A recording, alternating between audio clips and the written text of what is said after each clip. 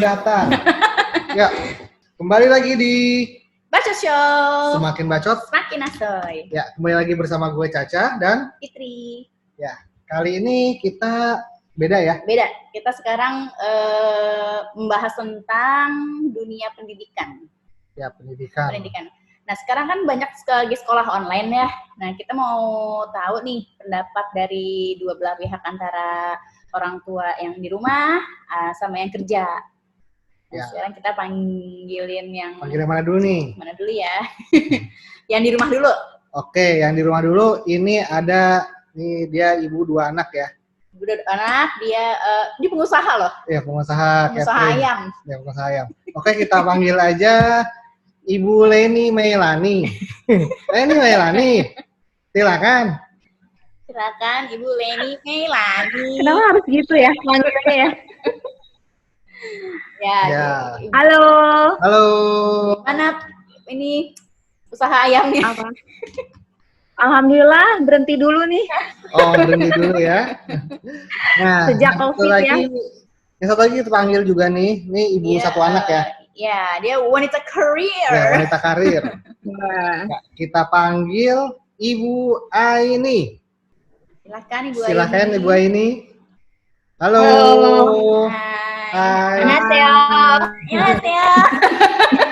Nah, apa gimana kalau Korea? jadi dua narasumber kita, yang satu ini adalah ibu rumah tangga, yang satu lagi wanita karir. Benar. Tuh, jadi kita bisa denger nih dari dua sudut pandang. Ya. Karena kan pasti beda-beda kan? Pasti beda-beda. Tuh. Oke, silakan. Boleh kita mulai aja pertanyaannya ya? Aku mau tahu dulu nih. Siapa dulu nih? Pendapat dari wanita karir ini. Oh, wanita karir. Tadi ibu rumah tangga disingkirkan dulu nih kayaknya. Soalnya kepo kan, wanita karir ini gimana Ibu? Ada nggak sih ini perbedaan anak ketika sekolah di sekolahan dan sekolah online? Ada banget karena terutama ini sekolah online kan berarti kan anak-anak di rumah posisinya. Ibu bekerja kan juga di rumah posisinya. Nah, untungnya misalnya buat gue, kita punya masing-masing punya laptop. Jadi anak saya Kiana punya laptop, saya juga punya laptop. Jadi mempermudah pekerjaan ya. Kalau ada PR atau apa, jadi dia udah bisa sendiri. Nah, yang kedua yang agak susah sebenarnya adalah fatigue ya. Fatigue dalam arti kata kita semua working from home, kita juga di rumah, kerja juga di rumah. Kadang malah karena dia usia remaja, jadi agak nggak mau diawasin jatuhnya.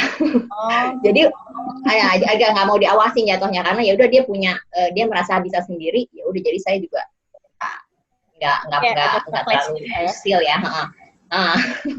Kecuali kalau misalnya ada sesuatu hal, misalnya tiba-tiba dia nggak ngumpulin tugas. Nah, saya emang udah selalu komunikasi. Itu dia sih, meskipun misalnya sibuk di rumah nih dengan pekerjaan sendiri, kalau misalnya ada tugas yang miss, saya biasanya ngecek ke wali kelasnya. Miss, minggu ini ada nggak yang miss gitu loh.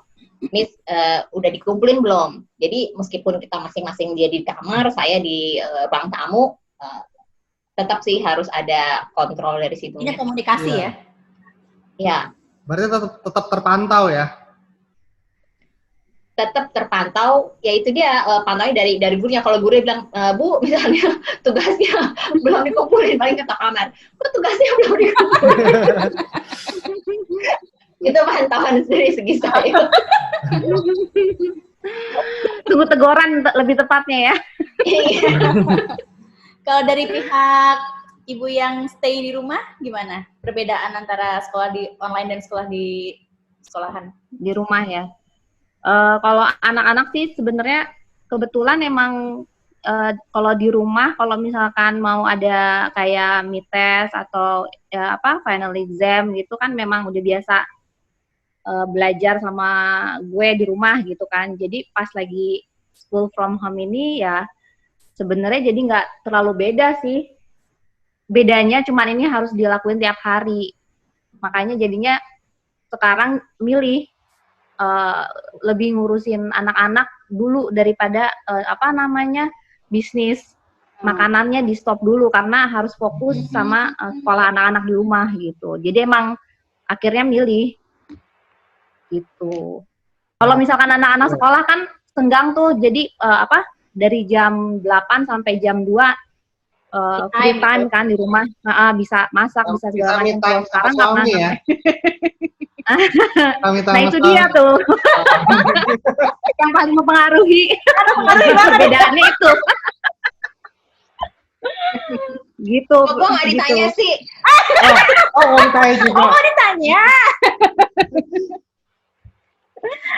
Emang nggak ada cerita maksudnya dari segitu. Kalian promosi ya? Ayo silakan ya mau. Nah itu yang dari yang ibu rumah tangga sendiri nih, keluhan apa sih yang sering dikeluhin sama anaknya selama sekolah online? Sekolah online ya. Yang kecil, kalau yang gede sih memang udah mandiri ya, jadi dia udah ngerjain semuanya sendiri. Kalau misalkan paling kalau ada yang nggak ngerti kayak math atau ada project yang dia nggak paham, baru dia nanya. Cuma kalau yang kecil, yang masih grade 3 itu kan bener-bener tiap hari harus didampingin ya buat ngerjain semua tugas-tugasnya. Nah dia sempat komplain kalau misalkan udah mulai boring karena kan udah 2 bulan ya sekolah di rumah dan nggak ketemu sama sekali sama temen-temennya gitu loh secara fisik ya. Ya disiasatinnya ya kadang-kadang mereka Zoom sendiri sih sama teman-temannya buat ngobrol, ngilangin kangen gitu. Paling komplainnya itu aja sih karena nggak ada interaksi dengan teman-teman sih. Butuh sosialisasi ya? Sosialisasi aja. Kalau misalkan untuk belajarnya sih, so far malah kalau gue sih lebih prefer mereka dikasih banyak tugas ya dari sekolah karena biar kan ini kan di rumah 24 jam. Daripada mereka nggak ada sesuatu yang dilakuin, nanti ujung-ujungnya kan pengennya main gadget, ngeliatin handphone. Padahal kan kalau weekdays mereka kan sebenarnya nggak dikasih handphone kan. Jadi daripada mereka bingung ngapain, lebih baik dikasih tugas sekolah. Aduh, kesian loh. Kesian ya. Iya. Kalau dari ibu yang bekerja di kantoran gitu, ada keluhan nggak dari anaknya?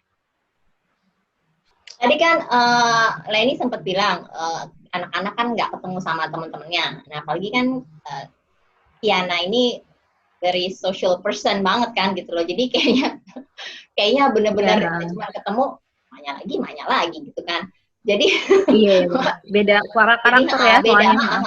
dan mereka dan itu dia tadi kan masalah waktu gadget juga akhirnya jadi kebetulan karena anak tunggal. Nah, jadi kan bisa bayangin kondisinya ya. Maksudnya mungkin ada yang punya adik atau punya kakak bisa main. Nah, kalau ini anak tunggal temennya siapa lagi kalau bukan gadget? Iya benar. Iya. Karena kasihan jadi juga mau nggak mau itu harus diperbolehkan. Jadi nggak boleh strict. Oh harus jam segini enggak. Ya gimana sih kita 2 bulan di rumah gitu lah ya 24 jam nggak ada interaksi dengan teman-teman. Kita aja kan juga pasti kan butuh telepon atau butuh handphone untuk Zoom atau untuk ngobrol sama yang lain ya. Sama lah anak juga nggak ada spesifik waktu sih aku ngasih selama online di sini. Nggak ada, kecuali udah jam kelas selesai, jam 12 serah gitu. Kalau dari mamanya sendiri nih, anaknya sekolah online ini gimana nih? Maksudnya? Yang kalian rasain gitu, dari segi ibunya. Siapa dulu? Aini dulu. Coba Ibu Aini.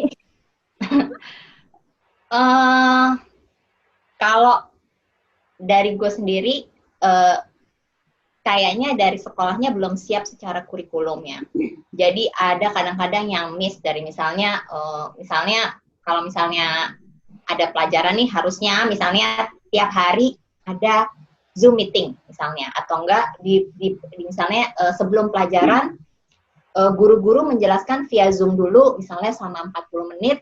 Jadi anak-anak bisa tahu. Jadi nggak cuma sekedar baca ya ngasih tugas gitu ya. Karena beda karena bayangin sih kita secara kalau Zoom meeting kan misalnya orang kerja kan dengerin secara visual dan audio kan beda ya dengan kita disuruh aja baca halaman segini. doesn't work gitu sebenarnya gitu. Dan anak-anak harusnya punya interaksi ini kayak tadi online ini face to face setiap hari harusnya 40 menit setiap hari harusnya dengan gurunya itu udah minimum ya harusnya. Setidaknya gurunya itu sih ya, yang ada kekurangannya. Benar.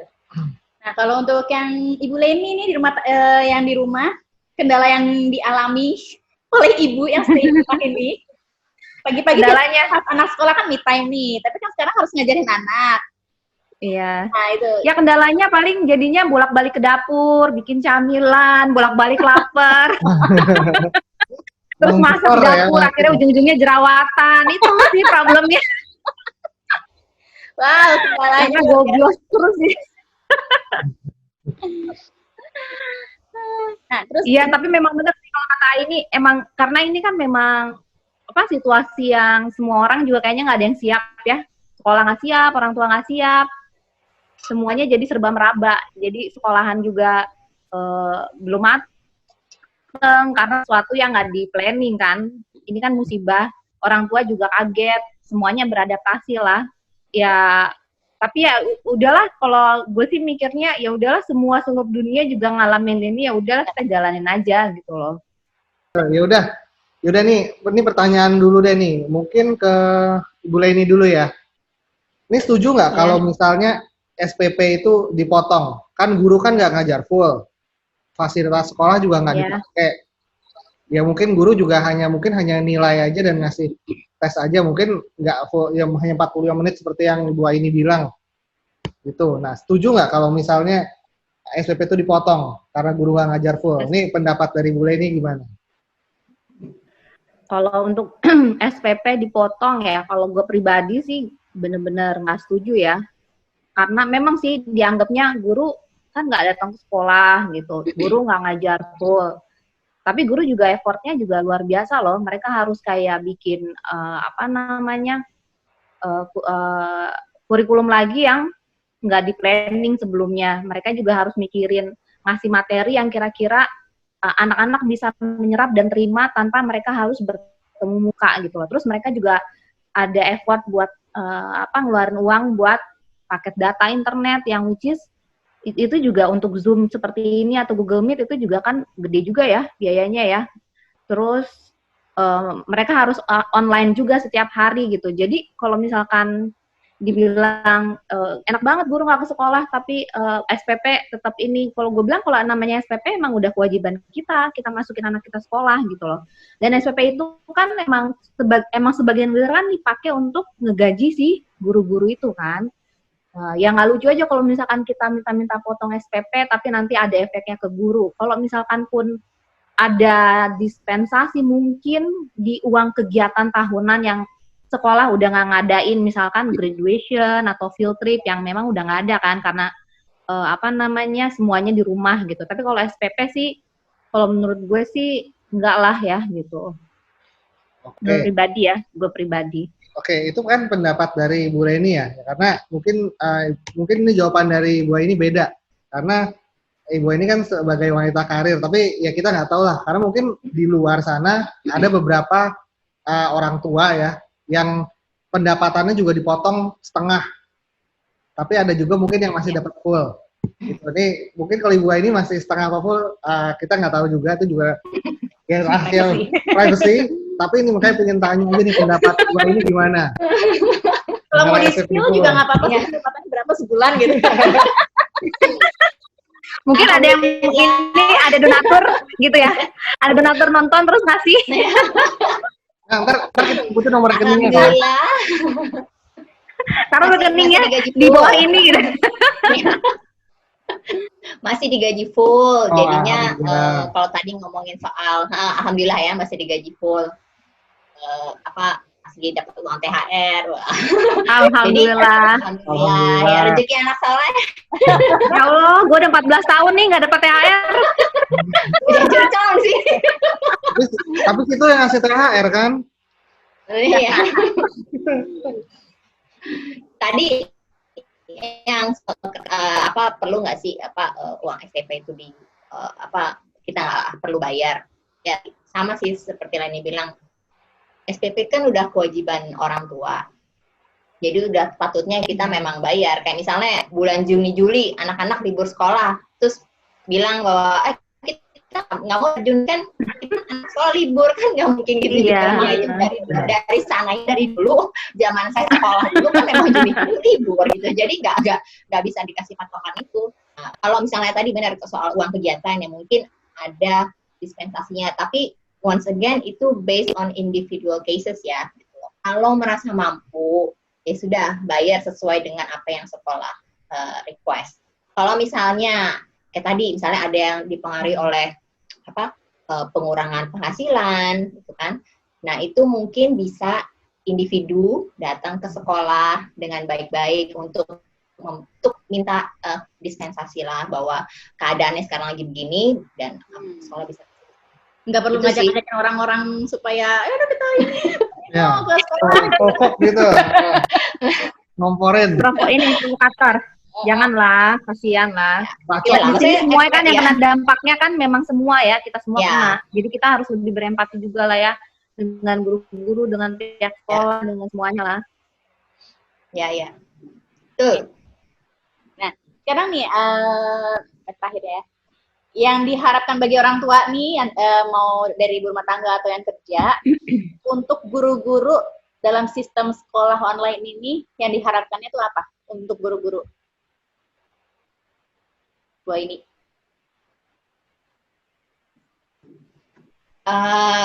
Kalau gue tadi yang soal masalah waktu ya tadi, dan juga sekolah ini kan ada waktunya jenuh ya. Tadi kan ini bilang kasih PR. Cuman gue mau ada misalnya seminggu ya lebih sering lah seminggu 2 kali ada sesi untuk anak-anak memang curhat. Karena kan nggak semua tentang pelajaran gitu. Gimana kabar di rumah? Maksudnya memang ada seminggu sekali ada kelas sesi itu gitu loh. Jadinya anak-anak juga tahu guru-gurunya memang nggak gitu cuma kasih pelajaran nggak cuma kasih pelajaran, tapi mereka lack of personal communication dengan gurunya gitu sih. Itu sih lebih ke counseling session aja. Tapi bukannya ada mata pelajaran konseling ya? Nggak ada sih kalau kita sekolah anak-anak, kita nggak ada. Nggak ada unless you ask for it, nggak ada. Oh ya, zaman dulu soalnya aku ada. Kecuali lu misalkan lu ngerasa anak lu memang kayak bermasalah, lu minta bantuan dari sekolah. Istilah dulu kalau guru BK gitu. Ingin konseling. Ada sih guru BK, cuma itu kalau misalkan emang ada terjadi masalah ya. Tapi kalau misalkan sekarang di rumah gini kan nggak aware juga ya person to person, murid to masing-masing murid ada masalah apa enggak gitu loh. Kalau di sekolah kan kelihatan. Based on request itu guru BK atau enggak psikolog itu kalau misalnya gue juga pernah minta request boleh nggak minta nomor telepon psikolog gitu. Kenapa Bu Ani minta psikolog Bu? buat Kiana sama saya sendiri gitu. Jadi kita itu based Japri dan sekolah provide itu sih kalau mau gitu. Buat anak gratis ya Bu ya. Gratis, kan tahu dong saya suka. Alhamdulillah ya. Alhamdulillah. Kalau konseling gratis aja lah maunya. Gratis. Udah nggak dipotong langsung kita gratis. Iya gimana nggak konsisten ini. Itu fasilitas kalau sekolah itu gratis kenapa enggak gitu. Makanya kita nggak minta potong SPP kan? Iya makanya nggak minta potong SPP. Nggak benar. Kalau dari Bu Leni gimana? Jadi yang diharapkan untuk guru-guru di sekolah selama sistem sekolah online ini apa? Selama ini ya, selama masih COVID ini ya. Kalau gue sih lebih ngarepin benar kata ini sih, jadi ada sesi untuk ketemu mukanya lebih sering.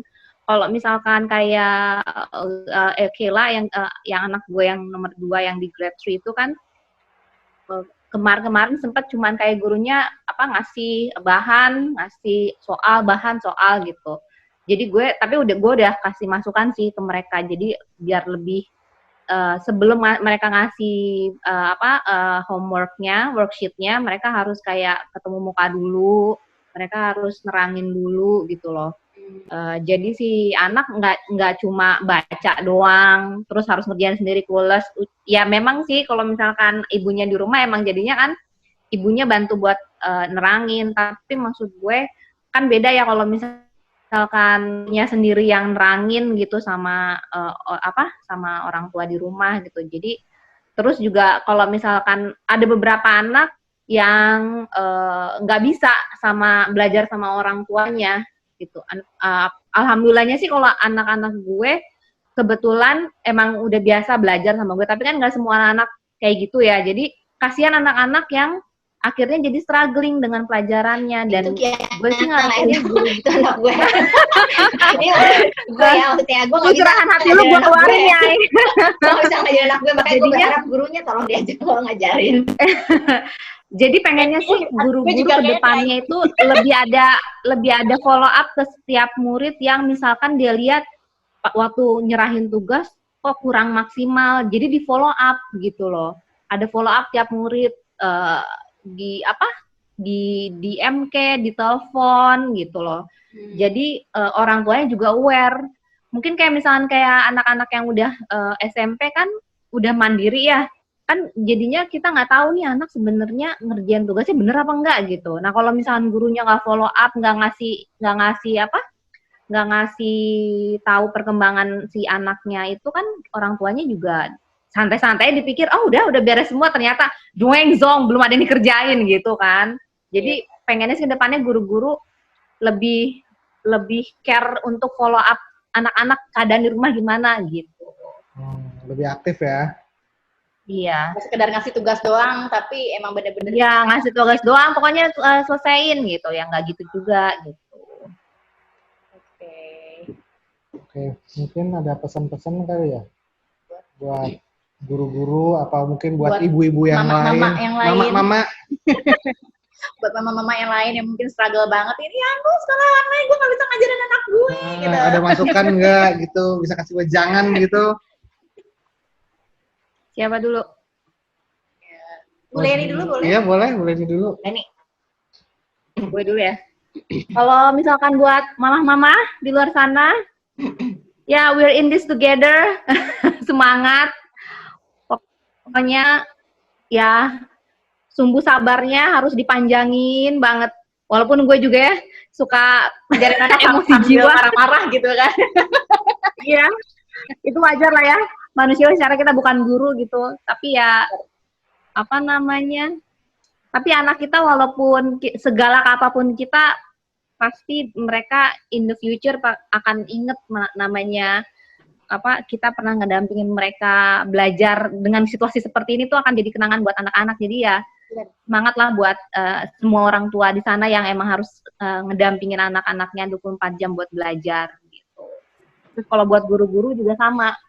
Jangan pasti juga struggling lah buat bolak-balik pasti program-programnya kan semua diubah disesuaikan sama kondisi yang sekarang, tugas-tugasnya juga mereka harus cari gitu ya. Tetap semangat dan tetap ngasih yang terbaik buat murid-murid di rumah gitu. Oke. Gue ini ya tadi sama sih buat anak-anaknya. Kalau saya sebagai orang tua, lebih orang tua yang bekerja juga di rumah juga sama anaknya selama 24 jam, itu sumbu sabarnya dikembangin lagi. Kayaknya ini ya masalah yang paling detail. Sabarnya itu. Terus meskipun emang sibuk, kalau bisa itu tadi DM sama gurunya langsung gitu loh. Apa yang kurang itu sih, meskipun misalnya even satu rumah pun kadang-kadang kan kita tadi kan ini bilang kita nggak tahu dia ngapain, udah bener kerjaan belum di kamar gitu kan. Yang ada ya udah ngecek DM gurunya langsung gitu loh. Apa yang kurang gitu loh. Nanti tinggal kita follow up. Buat guru-gurunya ya sama sih, kayaknya ini semua kita semua ini kayak lesson learn ya. Kita kan nggak tahu pandemi ini akan ada berapa lama lagi. Apakah akan ada lagi pandemi berikutnya? Ini semua lesson learn yang kita semua harus belajar. Bagaimana new normal nanti kedepannya itu akan gimana sih pendidikan kita kalau misalnya amit-amit ya kalau ada kejadian kayak gini lagi, apakah kita juga siap dengan online platform education ini. Nah itu yang harus dipelajari juga sih oleh jadi pihak sekolah juga gitu. Dan ya inilah saya semangat lah untuk guru-guru karena memang susah menjadi guru di rumah, menjadi orang tua juga di rumah. Pasti kan mereka juga punya pekerjaan juga kan. Kita pengurus rumah tangga juga. Ya. Ngajar anaknya juga. Jadi salut sebenarnya sih buat guru-guru yang ngajar ya gitu loh. Oke, kalau begitu terima kasih banyak. Terima kasih banyak tuh waktunya yang udah membantu nemenin kita, sharing juga. Sharing. Oke deh kalau gitu terima kasih semuanya udah menemani kita semua. Bisa kita lanjut sama-sama di video ya. Oke, kita sampai jumpa. Salam The Bacot Show. Semakin bacot, semakin asik. Bye-bye. Gimana?